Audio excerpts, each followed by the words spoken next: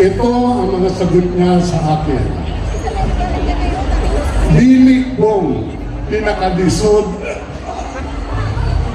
pero apil na ni sa serbisyo sa katauhan.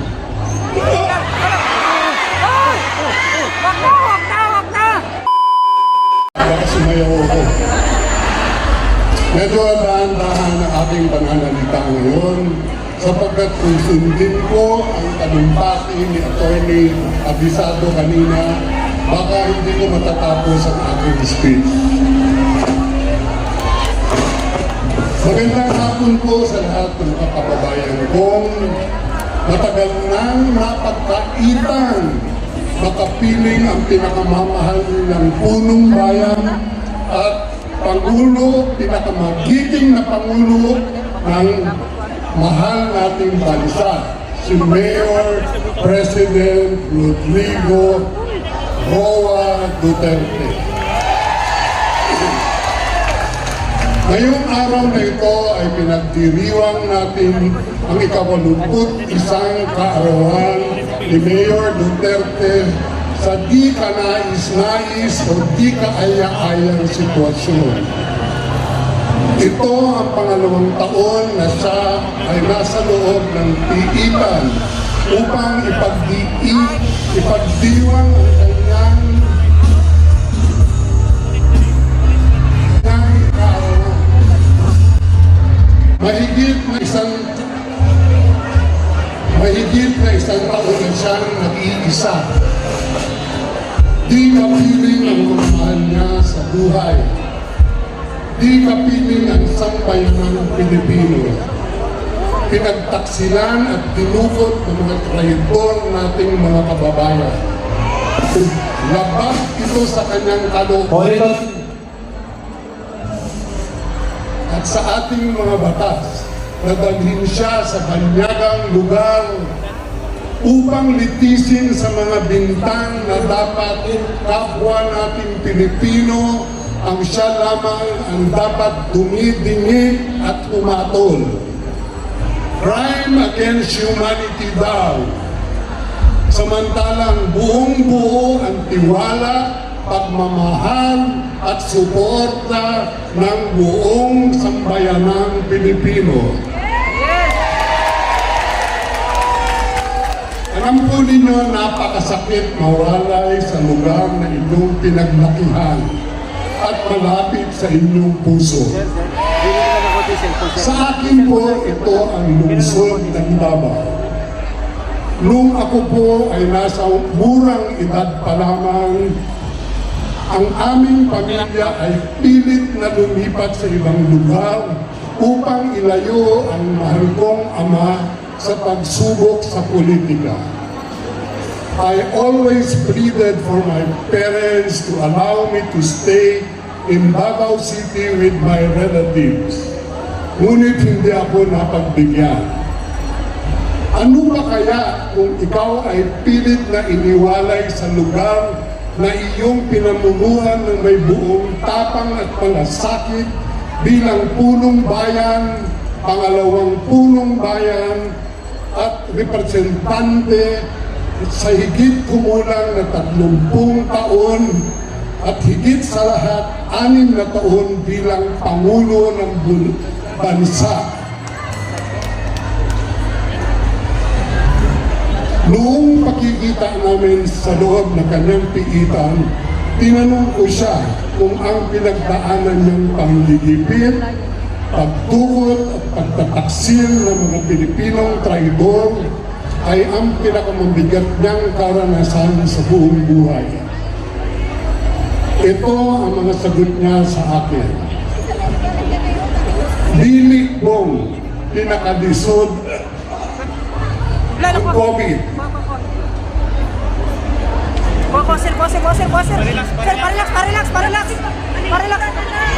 Dili bong pinakalisod ang COVID. Lalay lang, lalay. Palingkura lang. Dili bong pinakalisod ang COVID. Pero apil na ni sa serbisyo sa katauhan.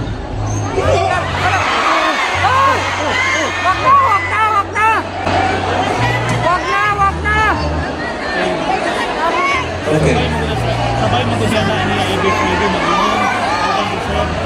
Pwede guna. Respect din sila. Mga kulong din sila.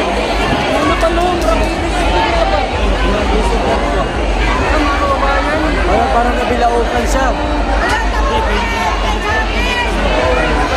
Kailangan mo pa mga konsolan mo. May stress. Bawal na sila. Umiiyak kasi siya eh. Oh, yeah. Umiiyak Okay, siya. Sige, best friend talaga yan sila dalawa. Kung may yes, WhatsApp. maybe. Siyempre, siya yung nakasasagay.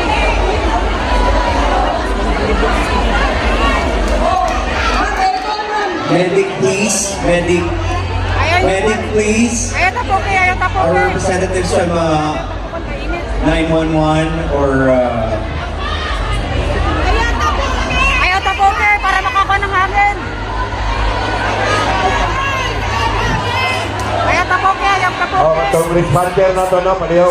Please give some way. Patapok Please, kay. Ay, patapok please, kay. dili na magtapok Ayaw tapo para kay. makaginawa ang tarong si attorney. He's Yes. okay, he's okay. Relax lang. We just need some medical assistance for attorney Miguel de Leon. Oo, gani. Masakit yung tibit niya eh.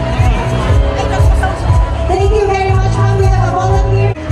But to ensure the safety of Yes. attorney Salvador Miguel de Leon, our medic team will intervene and will bring him to the closest medical facility. yes. Attorney Salvador Miguel de Leon, napakabigat po ng kanyang dinadala dahil sa nangyari kay Tatay Digong. Yes. So it is understood na talagang sometimes pag hindi natin kinakaya, talagang nagigib up yung katawan natin. But everything is fine. Thank God he is okay. Once again, pasalamatan po natin ang effort ni Attorney Miguel de Leon to come here. Atole! Ako, giban kung ako bumasa sa speech ni Executive Secretary Bingong Megadia. Hindi natin speech ha. Okay, ngayong hapon sa inyong tanan, kanta mo sa kanta. Happy birthday, Digo! Happy birthday, Digo! Happy birthday! Happy birthday! Manang, solo niyo.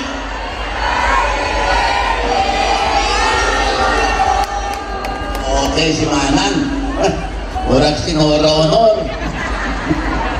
Damang-dama ko ng kasalukuyan pinagdaraanan ng ating krisis, si Mayor Duterte lamang ang siyang may kakayahang itawid ang sambayan ng Pilipino sa ginhawa tulad ng pagtawid niya sa atin noong panahon ng COVID crisis. Ayun mo, nakakalungkot at mag-iisang buwan ng pataas ang presyo ng bilihin, kawalan ng langis at iba pa.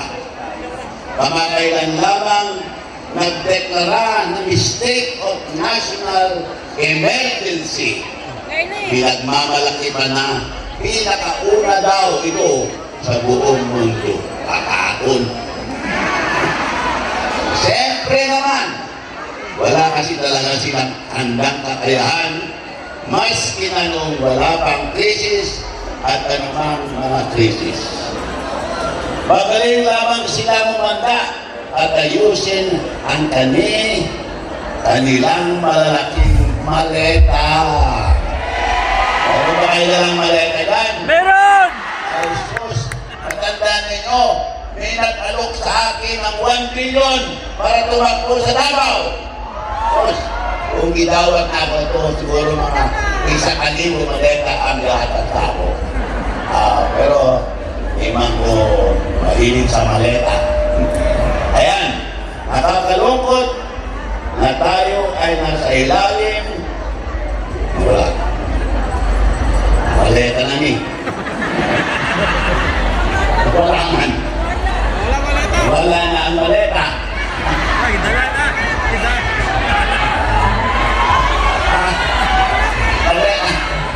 Lumalaban ang maleta. Ginagit na! Saan? Magkara maleta! Ayan. Senator Bongo, basig na kay maleta niya.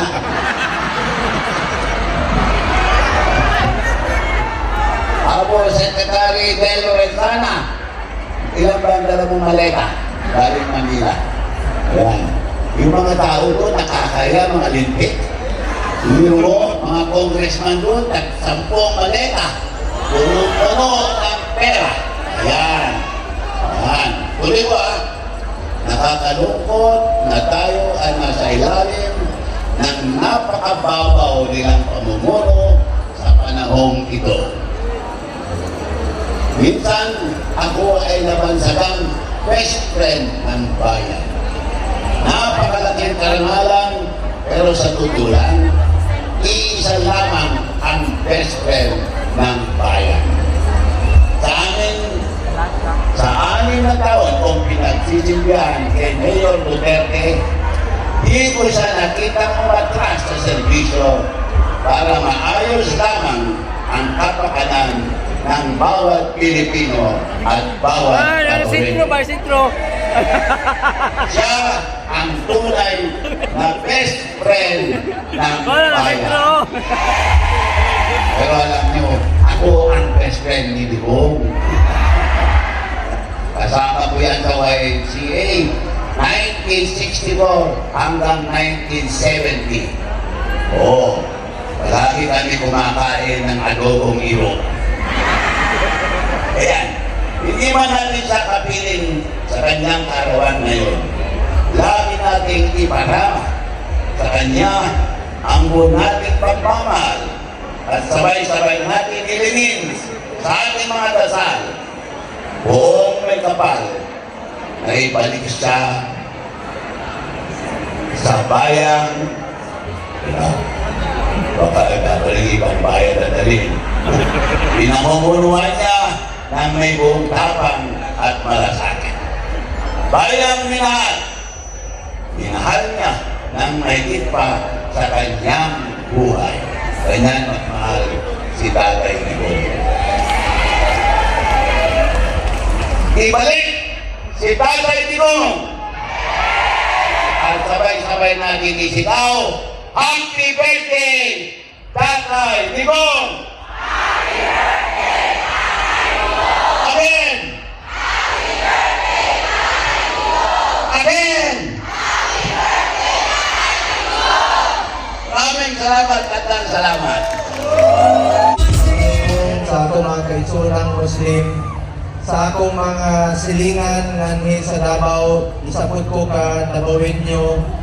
Kay baluman mo nga dugay ka ayaw ko nagtrabaho kay Tatay Digong.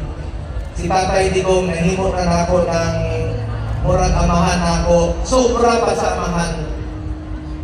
Sa mga Muslim nating kababayan, alam niyo po kung gaano namin kayo minahal ni Tatay Digong dito.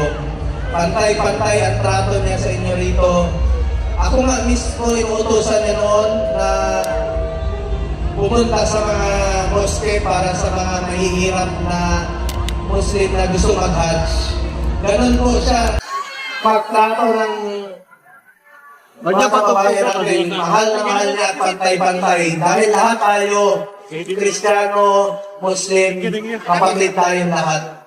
Magano, dito na lang ang aking salita kasi yung iba dito, maaaring mga bisita natin na pumunta rito para ipakita ang kanilang pagmamahal kay Tatay Digong.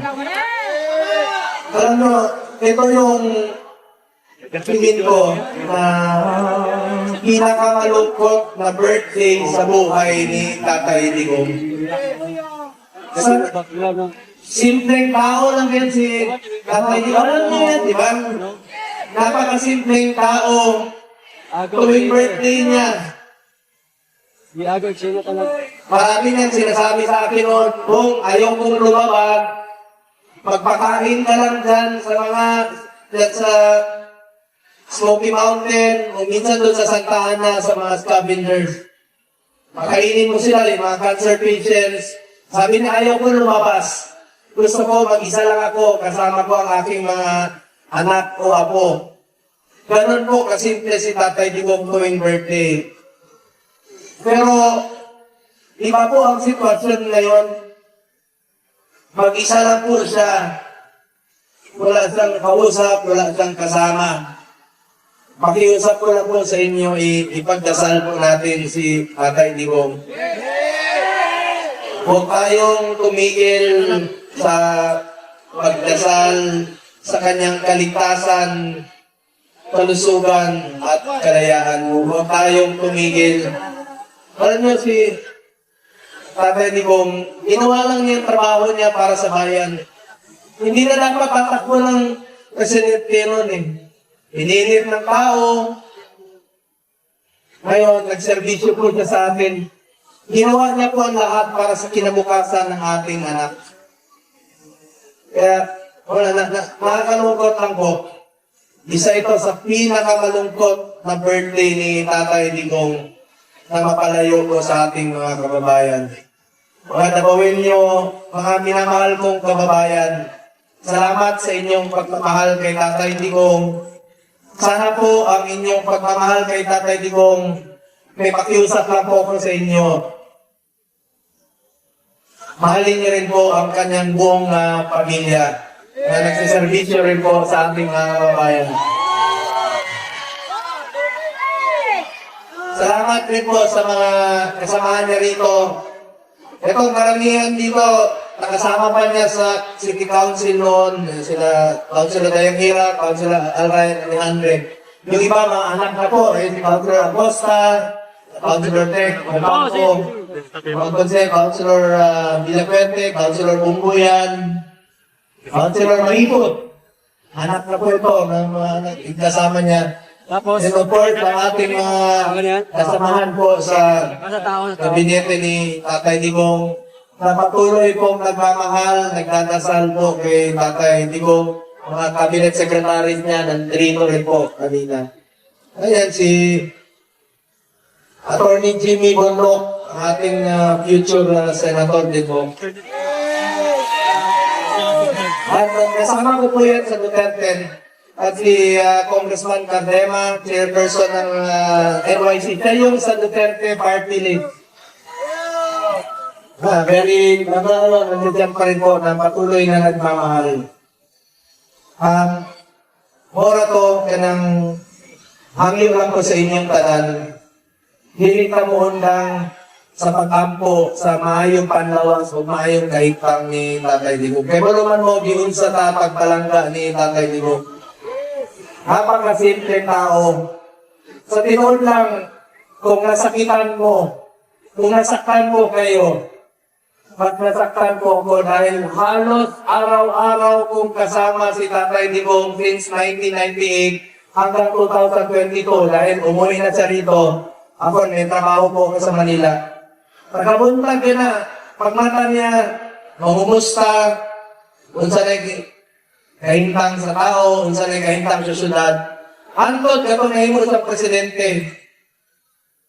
Sakit kayo sa akong lughan na mo, sobrang kasamahan ng akong tato sa iya. Ang akong amahan ganit, tulong na tuwing hindi magkita, hindi po kami nakikita ng aking tatay sa loob ng 3 taon. Si Tatay Digong, wala pang 3 araw, problema, magkita nyo. Nangangat na, na sakitan kayo po. Kung may nasakitan tayo, kung meron man pong nasaktan dito, ako po yun. Talagang depressed po ako sa nangyari. Ang wish ko po ngayon sa birthday ni Tatay Digong, sana makauwi na tayo dito sa ating bayan. 81 years old na po si Tatay Digong. Tinood lang, sabi ko nga, harmless na si Tatay Digong. Dili ka ito makasakit sa ila. Mas harmful kung tuwa siya sa layo, laging nasod, layo. Ang gustong kinabuhi ni Tatay Digong, muuli dali. Mag-service ka niya sa City Hall. Magtrabaho na lang niya para mag-servisyo sa inyong tanan. So, nakikiusap po ako sa inyo, huwag po tayong tumigil. May pagdasal po si Tatay Digong. Kaya naman si Secretary Medaldia, naluoy gani ko kanina. Kaya naman mo nga pag dala sa Netherlands sa iyan, siya to'y kauban sa aeroplano. Pag-abot niya na to, gidala sa hospital si Secretary Medaldia. Kaya atake siya. Nanawag tong security ni Tatay Digong, yun niya na nawala ng namuti ng mata. Ibutangan sa pacemaker na to. O na to siguro karon nga ito, idara naman po, 74 years old na po si Secretary Medaldia. Palakpakan po nato, Secretary Medaldia. So, salamat kayo sa inyong pagbangga. Mga Dabawenyo, mga minamahal kong kababayan, maraming salamat po sa inyong pagmamahal. Tatay Digong. Salamat kayo. Pinagagwa agad mo ni Tatay Digong sa Tinola. Duterte! Duterte! Duterte! Duterte! Duterte! Duterte! Duterte! Kung naalam ko galing sa Tatay Digong, malipay ito, mana ang inyong suporta kung pagpangga ka niyan. Dagang salamat kung mayong gabi sa inyong dalawa. Once again, ladies and gentlemen, alam nyo, kwentuhan ko lang kayo ng mabili. Kami ay lumaki sa hirap. Palimat-limat kami ng bahay. Nagre-renta kami. Buong kabataan ko. Tapos naging scholar ako sa UP, University of the Philippines. Tapos naging core commander ako ng ROTC sa UP Diliman. After nun, na-appoint ako ni Pangulong Rodrigo Duterte bilang chairman ng National Youth Commission dahil gusto niya ang mga kabataang Pilipino ay maging disiplinado at merong pagmamahal sa bansa. Hindi ako anak ng politiko, wala akong masyadong kakilala, sumuporta lamang ako dun sa tumatakbong presidente galing Davao dahil alam ko na sa puso niya ang tunay na pagbabago ng bansang ito. At noong mga panahon yun, sinasabi ko kay Secretary Bongo, Sir, nandito po ako lagi para sa inyo. Sinasabi ko kay Pangulong Duterte, Sir, nandito po ako lagi para sa inyo. Sinasabi ko kay Mayor Sara Duterte, Ma'am, nandito po ako sa inyo. Kahit anong mangyari, nandito po ako. Maglilingkod sa taong bayan para sa inyo. Hindi ko inaasahan na after ng ilang taon, pagdating sa Kongreso, at isinalang si Pangulong Duterte sa kwartong ng Kongreso, lahat ng kongresista na naka-Duterte feast, nung ay sa isang araw, na buong araw, pinapahirapan si Pangulong Rodrigo Duterte 14 na oras sa Kongreso. Isipin ninyo, walang nagtanggol, isa lang ang nagtanggol, Duterte Youth Party List, kay Pangulong Rodrigo Duterte. Kaya kaya kong sabihin sa inyo, aming mga kababayan, na ang inyong Duterte Youth Party List, hanggang dulo ay naging boses at tinatawan ninyo sa pagtatanggol kay Pangulong Rodrigo Duterte dahil sa araw na pinapahirapan sa Kongreso, wala man lang kahit isang kongresista na nagtanggol kundi ang inyong Duterte Youth Party List. Ang after ng 14 na oras na yun, hating gabi, lumapit si Pangulong Duterte nakatungkol. Sinabi, Ronald, thank you for your loyalty. Alam nyo, maiyak-iyak ako. Makita ang Pangulo ng Pilipinas lumapit sa'yo na lahat ng kongresista dati dumidikit sa'yo nung araw na isinalang ka sa Kongreso. Wala man lang nagtanggol kahit isa. At masabi ko sa inyo, nung nandun si Vice President Sara Duterte, natulog sa Kongreso dahil dinetain ang kanyang Chief of Staff, Laika Lopez. Kami lang rin, Duterte Youth Party List, ang kahit sa isang sumaklolo kay Vice President Sara Duterte sa Kongreso. At pagkatapos nun, sumama tayo kay Secretary Bongo, kay Senator Bongo, kay Vice President Sara Duterte, at kay Pangulong Duterte sa Hong Kong, kasama ng mga OFWs. Pag-uwi namin, magkasunod na flight, dinakip na si Pangulong Rodrigo Duterte, at masabi ko sa inyo, dun sa gate ng Villamor Air Base, iniisa lang ang senador na nakahawak sa gate. Senador Bongo, palakpakan po natin. At mula sa Kongreso, ang nag-iisang kongresista na kasama ni Senador Bongo, nag-aantay kay Pangulong Rodrigo Duterte sa gate ng Villamor. Duterte Youth Party List ninyo. Kaya masabi ko sa inyo, kung maraming nagsasabi kay Pangulong Duterte na hindi namin kayo iiwan, tayo sa Duterte Youth Party List na ibinoto ninyo bilang boses at kinatawan ninyo, hindi natin iniwan si Pangulong Rodrigo Duterte hanggang huling araw ng isang taon na dinala siya sa ibang bansa. At masabi ko sa inyo, nanalo ang inyong Duterte Youth Party List. Pinakamalaking boto sa lahat ng OFW communities buong mundo.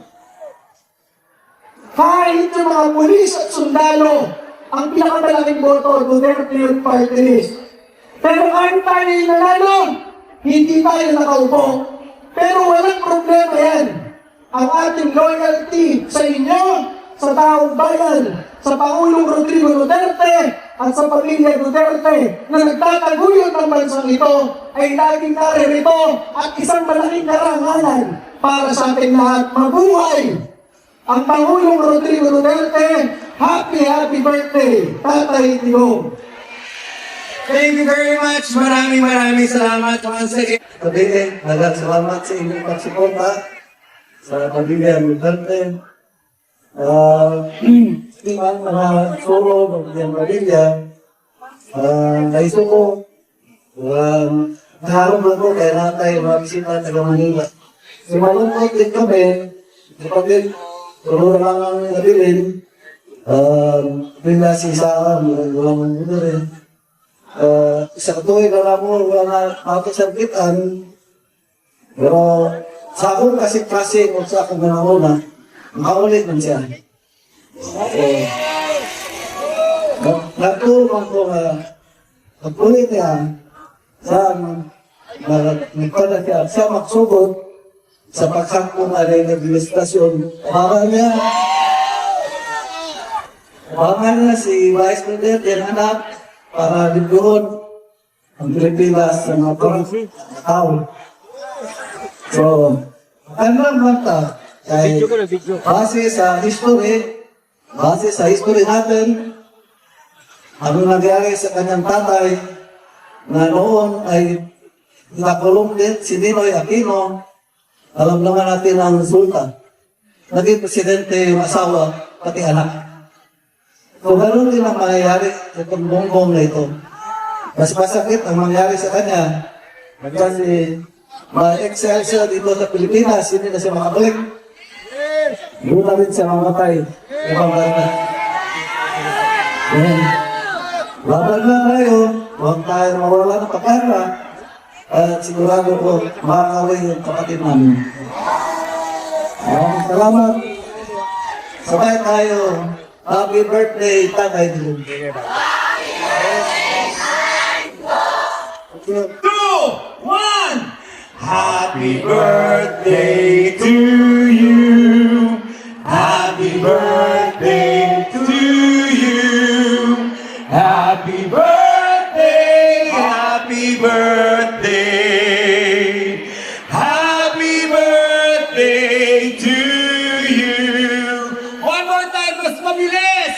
Happy birthday to you. Happy birthday to you. Happy birthday, happy birthday. Happy birthday to you. Mas Happy birthday to you. Happy birthday.